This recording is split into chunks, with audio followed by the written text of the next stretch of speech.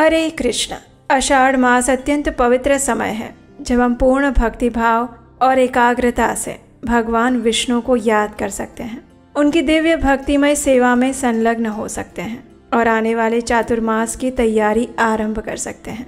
इस मास में की गई भगवान की सेवा पूजा, प्रातःकालीन स्नान, जप, तपस्या और दान मनुष्य को अक्षय फल की प्राप्ति करवाता है। इस मास में सुनी गई भगवान की कथाएं मनुष्य को हर प्रकार के पाप बंधन से मुक्त करती हैं और अनेकों तीर्थों में स्नान करने का पुण्य फल प्रदान करती हैं। और इसीलिए इस पवित्र आषाढ़ मास में हम आपके लिए प्रतिदिन लेकर आ रहे हैं हमारे शास्त्रों और पुराणों से ली गई सुंदर पौराणिक कथाएं यथारूप में। तो चलिए हमारी इसी आषाढ़ मास कथा श्रृंखला को आज आगे बढ़ाते हैं और सुनते हैं आज के अध्याय की कथा। आषाढ़ मास कथा श्रृंखला की पिछली कड़ी में हमने सुना कि किस प्रकार पद्मनाभ मुनि की रक्षा करते हैं सुदर्शन चक्र, और किससे रक्षा करते हैं तो एक राक्षस से। लेकिन हमने सुना है कि अगर भगवान या उनका कोई भी अस्त्र शस्त्र किसी भी जीव की हत्या करता है तो उस जीव को भी मोक्ष प्राप्त हो जाता है और उस जीव का भी कोई ना कोई पूर्व जन्म का इतिहास अवश्य होता है। तो क्या इस राक्षस का भी ऐसा कोई संबंध था? क्या कोई उसका भी पूर्व इतिहास था? ऐसी जिज्ञासा हुई नैमिषारण्य के उन ऋषियों को, और उसी का हम श्रवण करेंगे आज की हमारी आषाढ़ मास कथा में। तो चलिए आज की कथा आरंभ करते हैं। ऋषियों ने पूछा, हे सुत गोस्वामी, वो राक्षस कौन था जिसने भगवान विष्णु के भक्त महात्मा पद्मनाभ ब्राह्मण को इतना कष्ट पहुंचाया?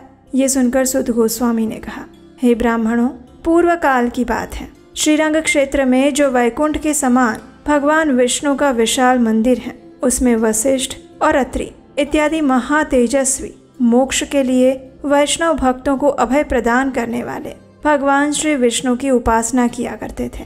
अब एक दिन क्या हुआ कि वीर बाहु का अत्यंत बलवान पुत्र था और उसका नाम था सुंदर। सुंदर नाम वाला ये गंधर्व सैकड़ों स्त्रियों के साथ उस क्षेत्र में आया और एक जलाशय में निर्वस्त्र होकर अपने साथ आई हुई युवतियों के साथ आनंद पूर्वक जल विहार करने लगा। वे युवतियां भी निर्वस्त्र थीं और उसी समय मध्याह्न संध्या करने के लिए मुनिवर वशिष्ठ बाकी अन्य महर्षियों के साथ उसी श्रीरंग मंदिर से बाहर आए और उसी जलाशय पर गए। अब इन आए हुए ऋषि मुनियों को देखकर वे सभी सुंदर स्त्रियां भय के मारे डर गई और उन्होंने अपने अपने वस्त्र पहनकर अपने शरीर को ढक लिया। लेकिन साहसी सुंदर वैसे का वैसा ही वहां पर खड़ा रहा, निर्वस्त्र। और ये देखकर वशिष्ठ मुनि अत्यंत क्रोधित हो गए। उन्होंने उस निर्लज्ज को श्राप देते हुए कहा, हे सुंदर गंधर्व, तूने हम सभी को देखकर भी लज्जावश वस्त्र धारण नहीं किए और इसीलिए मैं तुझे श्राप देता हूँ कि तू राक्षस योनि को प्राप्त हो जा।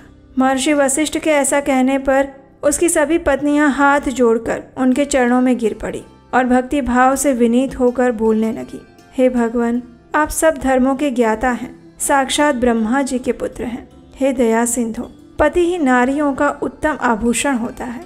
पतिहीन नारी 100 पुत्रों वाली होकर भी संसार में विधवा ही कहलाती है। ऐसी नारियों का जन्म व्यर्थ हो जाता है। इसलिए हे मुने, हमारे पति के ऊपर आप कृपा कीजिए, प्रसन्न होइए।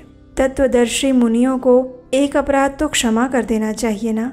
हे दया सिंधु, सुंदर आपका शिष्य है, उसे क्षमा कर दीजिए। सुंदर की पत्नियों ने जब इस प्रकार प्रार्थना की तो ऋषि वशिष्ठ ने कहा, हे सुंदरियों, मेरा वचन कभी व्यर्थ नहीं हो सकता, लेकिन इसे छूटने का एक उपाय है। ध्यान से सुनो। इस राक्षस के समान आकार वाला सुंदर आज से 16 वर्षों के बाद इच्छा अनुसार घूमता घामता सर्व पापहारी वेंकटाचल पर पहुंच जाएगा। वहां पर चक्र तीर्थ है, वहां जाएगा। हे देवांगनाओं, चक्र तीर्थ पर महायोगी मुनिवर पद्मनाभ जी रहते हैं। उन्हें खा जाने के लिए जब वो आक्रमण करेगा, तभी ब्राह्मण की रक्षा के लिए भगवान विष्णु का भेजा हुआ उत्तम सुदर्शन चक्र इसका मस्तक काट देगा और उसके बाद वो अपने श्राप से मुक्त होकर तुम्हारा पति सुंदर अपने पूर्व स्वरूप को प्राप्त होकर पुनः स्वर्गलोक में आ जाएगा। इस प्रकार कहकर ऋषि वशिष्ठ वहां से चले गए और उसके बाद राक्षस रूप में परिणित हुआ भयानक आकार वाला सुंदर इधर उधर घूमता रहा और एक दिन घूमते हुए वो गिरिश्रेष्ठ वेंकटाचल पर गया और चक्र तीर्थ पर भी जा पहुंचा।